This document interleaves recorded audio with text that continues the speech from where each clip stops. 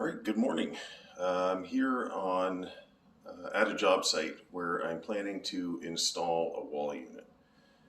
So I was here about 6 weeks ago to do the measuring of it, and now I've got everything prepared in the shop, and now I'm going to be putting it in. So here is the drawing of what I'm going to be doing. You can see there's two tower units, left and right. There's a center section with a couple of bins up above, a fixed shelf, coat hooks, and then down below is a bit of storage, lower storage below. Left and right have two drawers on the bottom, so it's a lower section that's at 24 inches deep. The two tower cabinets to the left and the right are 21 inches deep, and those will be for coats and additional shelf above the closet rod. So this is what I'm going to be putting in today. So I'm going to switch over and show you what I'm going to be starting first. The first part is going to be leveling out the base, and that has to be perfect. You want to get that lined up absolutely dead nuts, because you want to get that set first, because your upper towers and everything are basically hinged off of that. So that is where I'm going to be starting first, and I'll show you what I'm doing. Alright, so here I'm at the house here. So I've got this wall. I think it's 128 inches long, plus minus. I've got the two lower base cabinets here. This one's going right to the edge of the floor there, and it's going to get a molding around the bottom. So is that one right there. So I want to get this leveled up.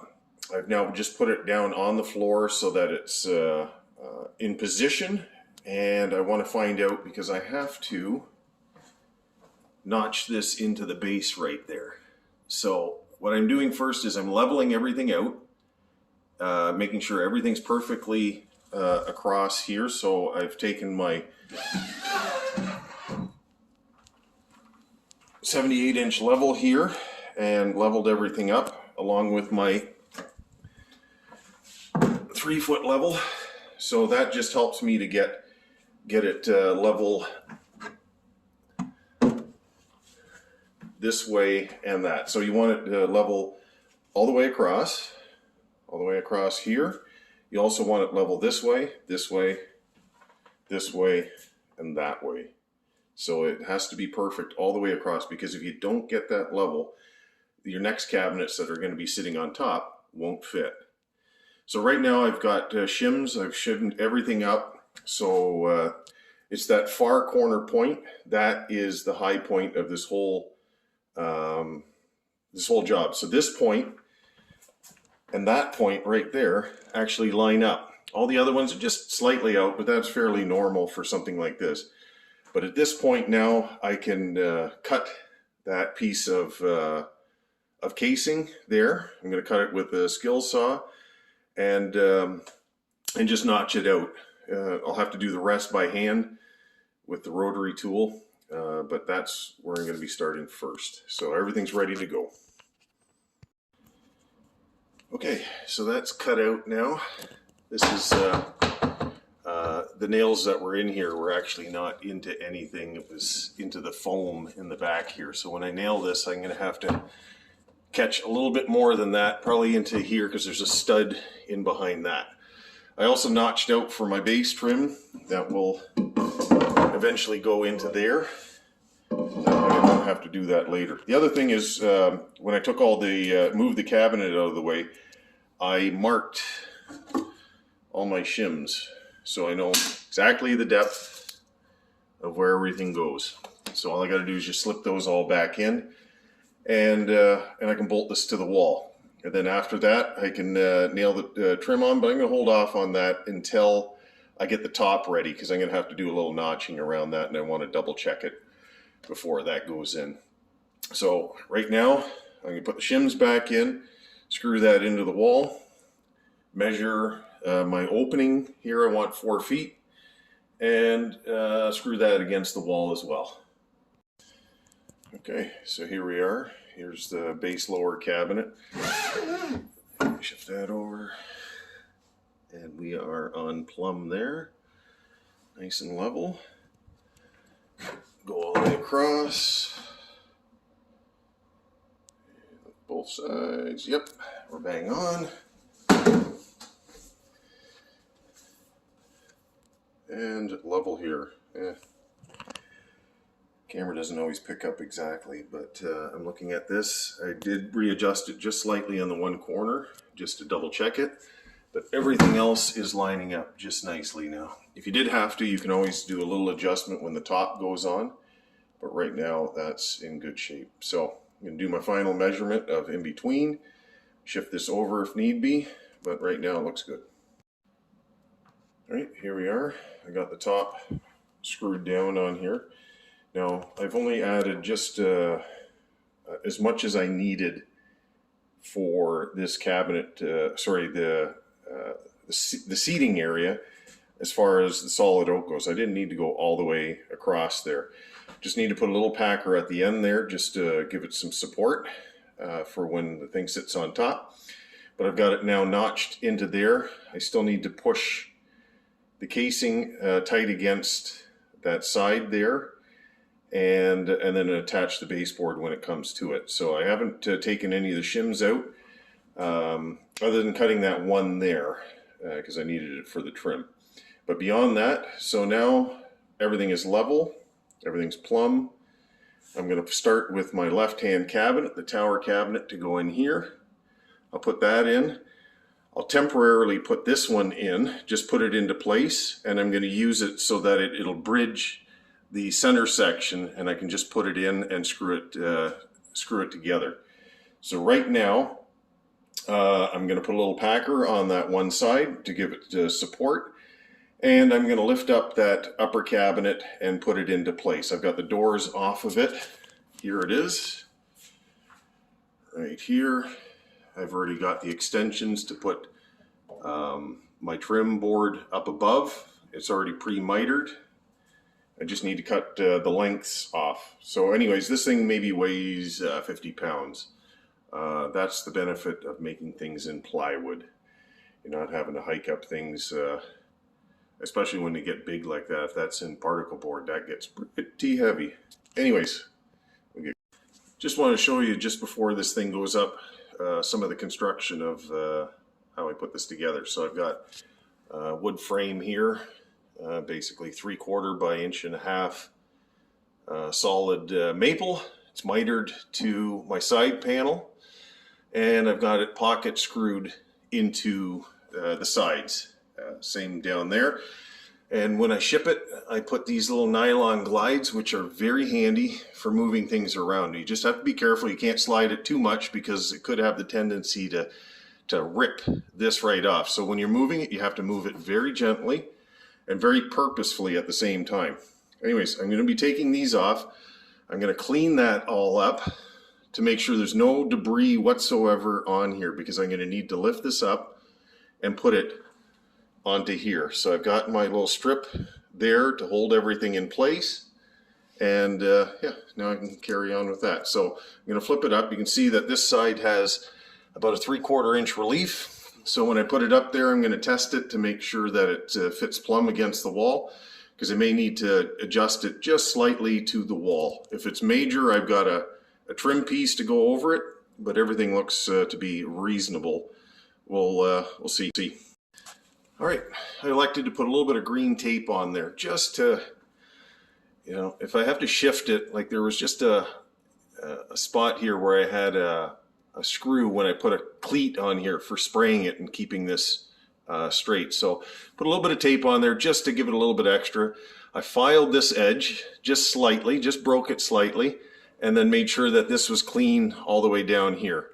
So I don't think it's going to impede anything, but it's just that one thing. If you put a scratch in that, difficult to fix. Prior planning and preparation prevents piss poor performance. So that's my PPP rule, and I stick to that one. Okay, I've got the cabinet in place. Put it on. And I want to make sure that this is going to be the same. So this is just a little less than 4. This has to be the same here, a little less than 4. And I've got this pushed up tight against the back wall there.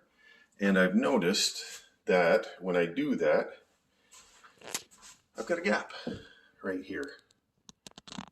Okay, and I'll check that out for level, but that's about 1/8 of an inch, which is not drastic by any means, but that's something that you have to bear in mind. You twist the cabinet, but what makes more of a difference is that line right there, keeping that consistent all the way across. Here, there's a back panel going in here, so most of that will actually be hit. Actually, all of that's going to be hidden. But right now, I want to make sure that this thing is dead, perfect plumb. It has to be. I've got my back panel that's going in. So that is going to be going in next off after this. But what I'm going to do is I'm actually going to put the door on that left-hand side. I'm actually going to put the both doors on there just to verify that everything is straight and plumb and that there's no twist. So if I see it, I can readjust it with pulling the corner out or the corner out. But I'm going to pin this whole thing down right here. And then I'm going to work with getting everything else parallel from that. So right now, if I've leveled my base properly, this thing should be sitting roughly in a level position. And if you look at it compared to the trim, now that's not always a perfect thing, but it's by eye as well. You look at that and it's pretty reasonable as far as that goes. The bottom is maybe out just a little bit there, but everything seems to be looking pretty good. So sometimes you have to readjust slightly, more for appearance than anything else. So, but you don't want to get away from that because this next piece has to be working out perfectly for everything else to line up. So right now, I'm going to test the doors and see how it looks.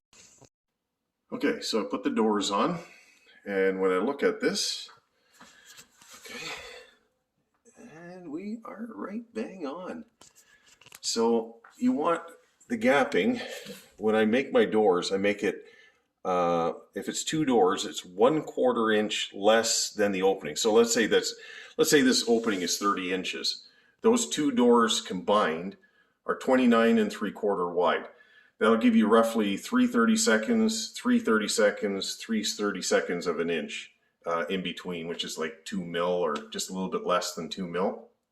And then you want the same measurement here, 3/30 seconds here.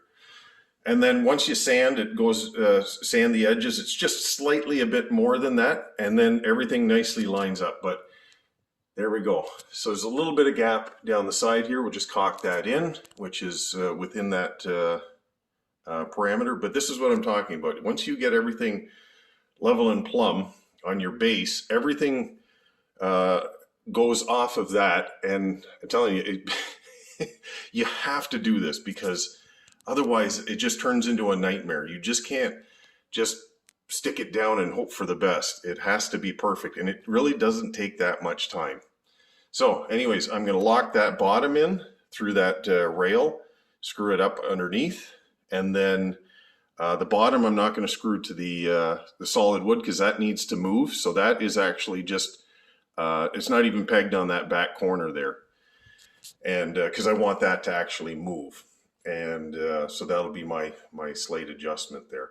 So anyways, carry on. All right, so the panel is in. It's screwed in down on the bottom there. I pushed it tight against the side. I've got little trims if needed. I've got a bottom trim to go over here to cover the screws and then one up on the top there. So now I can get my side cabinet in, put it in place, and then I can bridge the other one and go from there.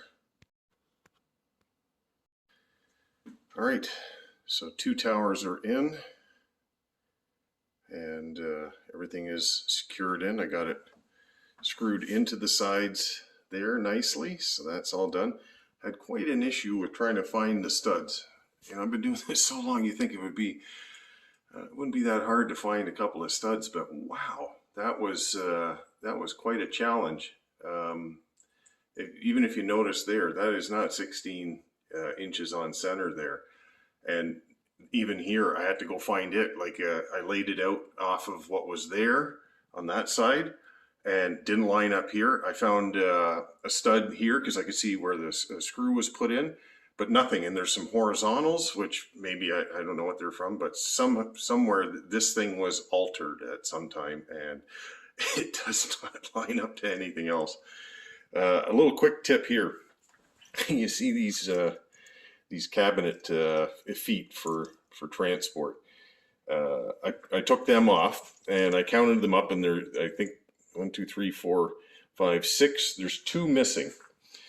All right, and I had 8. So you have to go find. Actually, I know where the other 2. They're in that blue bag there. But the last thing you want to do is forget about these things and have them lying around. Like, always pick them up. Because I've had one in my shoe once, but the worst is I had a friend that he was working and he was putting in some baseboard around a cabinets that he put in, and doesn't he put his knee right on one of these on these tacks. It goes right into his kneecap, and so he had to pull it out with a pair of pliers. He was not happy at all. So there's a little tip for you. Make sure you clean these stupid things up, because they will end up in your shoe, your knee, wherever, and it is not going to be fun. All right, next part going in. This is the upper little shelf rack here, 3 openings. What I did is I just screwed a shim right to here and right to there. And I've got a small little right angle drill that I'm going to take those out with, because right above I've got about 6 inches of space available. So right now I'm going to lift this in place, slide it in, and I'm actually screwing. Already pre-marked the holes here and there. I'm going to be screwing from the inside of the cabinet out so you don't see the fasteners. Anytime you can eliminate that, all the better. Anyways, I'll give you a shout when I get it completed.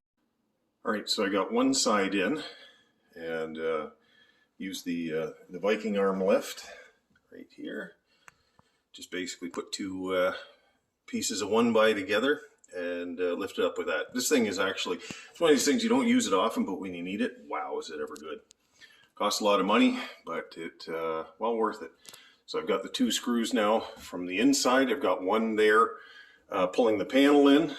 I'll go to the other side here and push it tight, pull this panel in, and then screw the cabinet up tight into the wall, and it should lock everything in. I just got to bring that side up just a little bit. You can see it's just down, and once I have that, it'll line up nicely. Right, cabinet is up, screwed in through the sides, screwed into the back. I got 3 screws screwed into that back panel right there, and it pulled it up nice and tight. I've got screws basically onto the sides of the cabinet into that panel, and then I got to take that off right here. And this is what I'm going to be using. Very little handy little thing here, and they're about 20-25 bucks or so, but at least can get up into that screw and pull it out. So, helpful tip. Another tool that you don't use often, but when you need it, it's great. All right, the next piece is going up are these boxes up top here. I've already pre-cut them, pre-assembled and pre-finished in the shop. But I made it about a quarter inch too long, so I can trim that. So that's where I'm at with that, right in the corner there, about a 1/4 inch of trim. On this side, it looks to be the thickness of the material, so that's 9/16. Plus a bit of setback, which is that amount, which is just shy of 1/8. And so just add the 2 and take it off of there. And you can just see that it's off just slightly. So it's pretty well a square cut across the top there. So I'm going to cut those off, and then I'm going to be screwing them into here like that and into there. And then that's going to get covered up with a little piece of molding on the bottom. The crown molding as well is pre-fitted, and all I have to do is cut the joint there and there. It's a little bit more difficult, but at the end of the day, you know, having nice rounded outside corners and nice and finished, way better look. And so I'm going to get started with that. All right, everything is put up. So I cut off the appropriate amounts on the ends right there, and just fired some 1¼ inch screws up into it and all through here. I bridged that piece in between that. Now I've got it screwed here across the top, but technically that can still move right into that corner. So what you do is get yourself a shim like this, put a little bit of glue on it right across the top here, and just lay it on top, and you'll pick up the corner there on this piece and that one at the same time. So I've already got a piece sitting up there right here and all the way across, so it's got glue on it. And then once that sets, it'll lock up. You can even use some CA glue if you want it, if you're ready to work on it right away. But anyway, so that'll hold it in place and it won't move after that, and it's all locked in. And then I'm going to be putting a molding across the top here, all the way to there, and all the way around. It's just a piece that's 7/8 by a ½ inch, and I've just got them random lengths to do that. But the moldings I've already got pre-cut, so I just have to measure this distance from here, cut it on the saw, and then cut this one here, and then just glue the miters together, put them up. I may have to adjust it to the ceiling depending on what that is, and then pin them up and then clean them up. All right, so there is the crown molding. I just ran a bead of caulking just up at the ceiling line.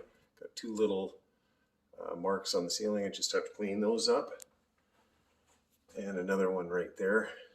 And just a little touch up here and there, and fill in those 23 gauge nail holes. Now I'm just running a bit of latex down the molding line and down that little line there. And then I'll also get this side as well. Anyways, coming along quite nice.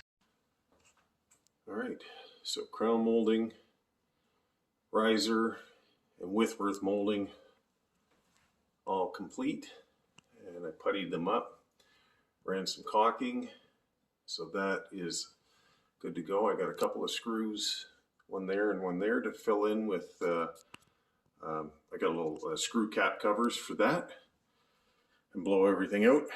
I have to cover up, I got a rail for the bottom there, and then I got to get another one for up there, so it's coming along quite nicely. Okay, so we have all the cabinets put in, trims and moldings put on. Now I got to put the handles on. I'm going to put the ones on the drawers first. And here is what I'm planning to use. There's my jig. And you can buy these things online. This one's from Precision Casework. I picked it up from Richelieu in Canada here. And it just works absolutely fabulous. So it's a 128mm handle. So if you split the difference on here, 64 and 64, you get the middle, figure out the distance here and split the middle, and that'll give you the drilling pattern exactly in the middle. So I just noticed as well, I got a little nick in here. So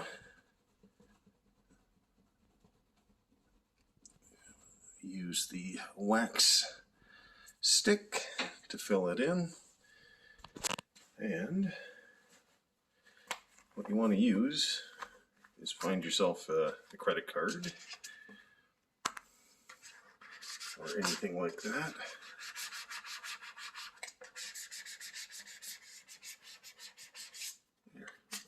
And then just polish that thing out. So that's the easiest way to get rid of a little ding like that. There. You can barely see that one on there. Kind of blends in with the rest. So anyways, we'll get this going. And we're getting close to being finished here. I still have a center support to put in here, and unfortunately I left that in the shop. So I got to go back and get that. But beyond that, everything's looking great. All right, So I already put a couple of holes in the doors here. We're going to put the handle midway in the middle of that rail.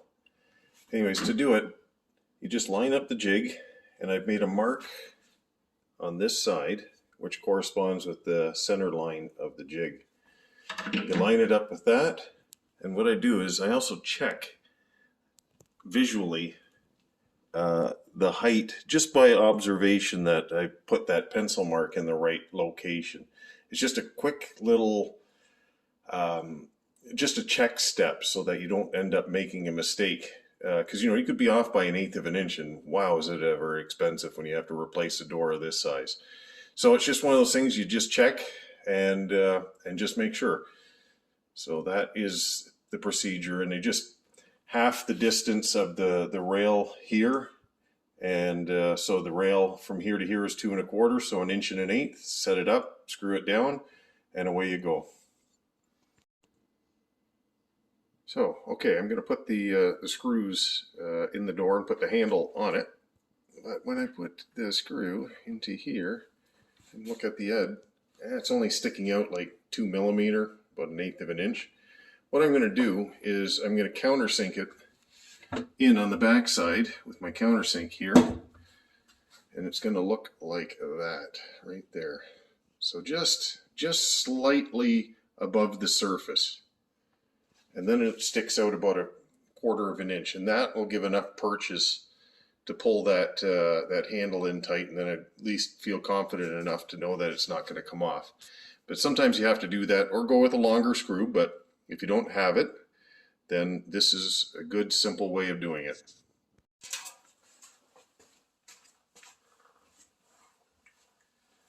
All right. Anyways, just giving you a recap. Yesterday I yesterday I installed that job that I just went through, and I was missing the one panel. So this morning I had to go back and do that. So shows you what happens when you don't follow the PPP rule. Prior planning and preparation prevents piss poor performance. It was like yesterday, I got to the job site, and even before I got out of the truck, it was like I'm doing a mental inventory of what I have to do. I get to the house, I go, I forgot that center panel. And it was just like, really? Yeah, okay, I'll carry on. Anyway, so you put it in because you have to. And it was fine. But yeah, so, come back the next day to do it, which is no big deal. But it's 3 hours. So 3 hours, so figure, what your shop rate is, whether you're out on site or you're in the shop. It's still 3 hours out of your day, which you could be doing something else that was actually making money. So, yeah, and so part of the problem is I've got a job sitting in the shop here that's been delayed for about, 2 months. And my shop's not very big. And so I have to leave the stuff here because I have to complete the thing. But at the same time, I had to move stuff around, and I covered up the panel with a couple of the cabinets. I didn't even think about it. So it's just the circumstance of having something that's beyond your control. It's amazing the repercussions from it. Something beyond my control, meaning the cabinets are still in my shop and delayed, cost me 3 hours of potential work and income, and also the gas driving all the way there and back. So, those are the kind of things you have to bear in mind when there's always collateral things that happen that, and if you can mitigate most of those things, awesome. But sometimes you have things like this. But what I will do next time is do a better job of doing an inventory as it goes out. Like, I had most of the pieces for the job in the same locations, except for that one. And that was my biggest mistake. I put it off, just a little bit off to the side. If I had actually put it inside the one cupboard, no problem.